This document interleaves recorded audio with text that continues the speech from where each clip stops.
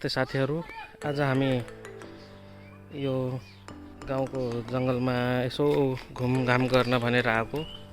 त्यही बीच यहाँ केही भाइ बहिनीहरू यहाँ बसेको देखिरहेको अवस्था छ। यहाँ भाइहरू बाख्रा चराउँदै बसेका छन्।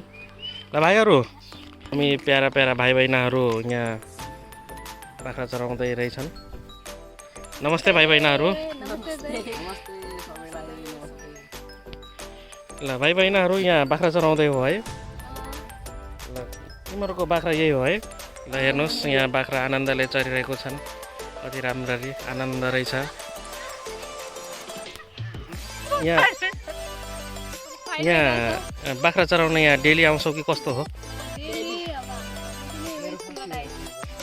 अनि कस्तो छ त यहाँ बाख्रा चराउँदा? कस्तो, केही गाह्रो केही छ कि कस्तो छ?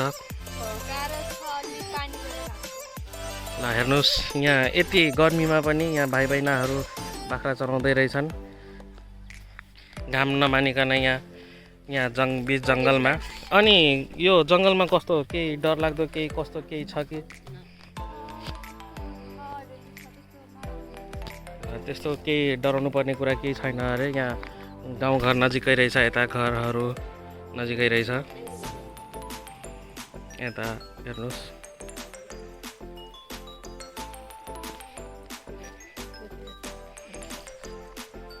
अनि यहाँ पानीको बाटोको यहाँ केही नराम्रो केही कस्तो अप्ठ्यारो छ कि? पानीको लागि, बाटोको लागि कति टाढाबाट आयो बाख्रा चराउन?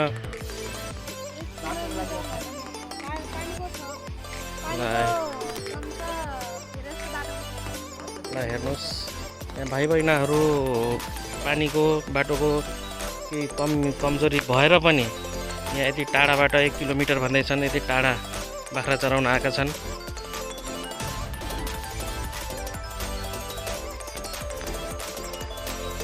यो यस्तो जङ्गलमा एक्लै साना भाइ बहिनीहरू बाख्रा चराउन आएका छन्।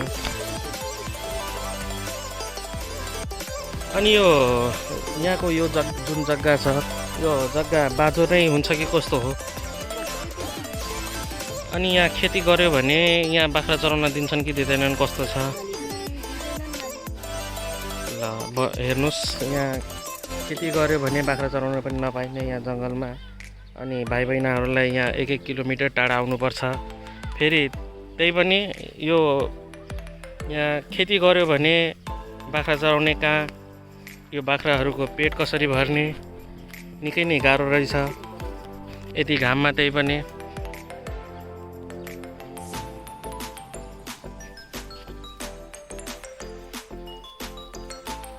साथीहरू, ल तपाईँ नै भन्नुहोस्, यो सुधारको लागि के हामीले के कस्तो गर्नुपर्छ? तपाईँहरू नै भनिदिनु होला। धन्यवाद।